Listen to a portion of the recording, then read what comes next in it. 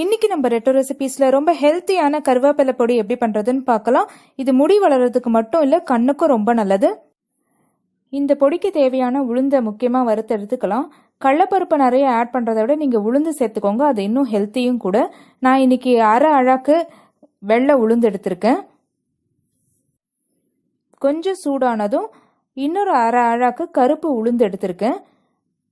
இதையும் வறுத்துக்கலாம். இது கூட நான் 1/4 அழாக்கு கடலைப்பருப்பு சேர்த்துருக்கேன். இது எல்லாத்தையும் சேர்த்து மொத்தமாக ஒரு கோல்டன் ப்ரௌன் ஆகிற வரைக்கும் நம்ம வறுத்துக்கலாம். வாசனையும் நல்லா வரும். நல்லா செவக்க வறுத்தாதான் கலரும் டேஸ்ட்டும் நமக்கு கிடைக்கும். நீங்கள் அளவு அதிகமாக எடுத்துக்கிட்டீங்கன்னா தனித்தனியாக வறுத்துக்கோங்க. இப்போ நான் காரத்துக்கு ஒரு 6-7 வரமிளகா சேர்த்துருக்கேன். இதையும் நம்ம ட்ரையாக வறுக்கிறதுனால நான் இந்த பருப்போடையே சேர்த்துட்டேன். நீங்கள் எண்ணெய் சேர்த்து வறுக்கிறதா இருந்தால் தனியாக வறுத்துக்கோங்க, அளவும் அதிகமாக இருந்தால். எண்ணெய் இல்லாமல் வறுத்தா நிறைய நாள் வச்சுக்கலாம். எல்லாமே நல்லா கோல்டன் ப்ரௌனாக கலர் மாறி இருக்கு. இப்போ இந்த பொடிக்கு தேவையான கல் உப்பையும் நான் இதிலேயே சேர்த்துருங்க.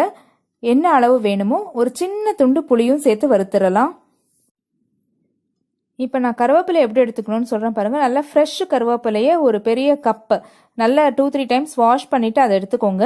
அதே ஈக்குவல் மெஷர்மெண்ட்டில் நல்லா வெயிலில் காய வச்ச கருவேப்பிலையும் எடுத்துக்கோங்க. மொத்தமாக வெயிலில் காய வச்சிங்கன்னா ஒரு சருகு வாசனை வரும். இந்த மாதிரி காம்பினேஷன் இருந்ததுன்னா கலரும் வாசனையும் உங்களுக்கு சூப்பராக இருக்கும். நல்லா வறுத்துக்கோங்க. நல்லா சுருங்க ஆரம்பிச்சிருக்கு பாருங்கள். ரொம்ப கலர் மாறாத மாதிரி நீங்கள் அதை வறுத்து எடுத்துக்கோங்க. சிம்லேயே வச்சு வறுக்கணும். இப்போ நல்லா சருகு மாதிரி எல்லாமே வறுப்பட்டாச்சு. ஸ்டவ்வை ஆஃப் பண்ணிடலாம். இந்த கேஸ் ஆஃப் பண்ணதுக்கு அப்புறமா நான் இதில் ஒரு 1/4 அழாக்கு வெள்ளை எள்ளு சேர்த்துருக்கேன். இந்த வெள்ளை எள்ளு தான் நல்ல டேஸ்ட் கொடுக்கும்.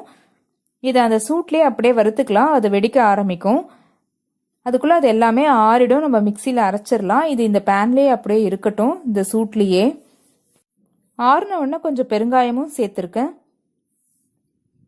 எவ்வளோ ஃபைனாக அரைக்க முடியுமோ அவ்வளோ ஃபைனாக அரைச்சிக்கோங்க. இல்லைன்னா சாப்பிடும் போது ரொம்ப பருப்பாக இருக்கும். அது கருவேப்பிலை டேஸ்ட்டே தெரியாது.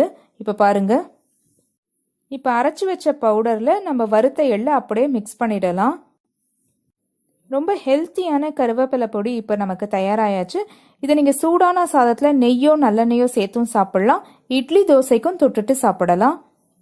இந்த ஹெல்த்தியான கருவேப்பிலை பண்ணுற வீடியோ உங்களுக்கு பிடிச்சிருந்தா லைக் பண்ணுங்க, ஷேர் பண்ணுங்க, சேனலை சப்ஸ்கிரைப் பண்ணிக்கோங்க, பக்கத்தில் இருக்க பெல் பட்டனையும் ஆன் பண்ணிக்கோங்க. தேங்க்யூ.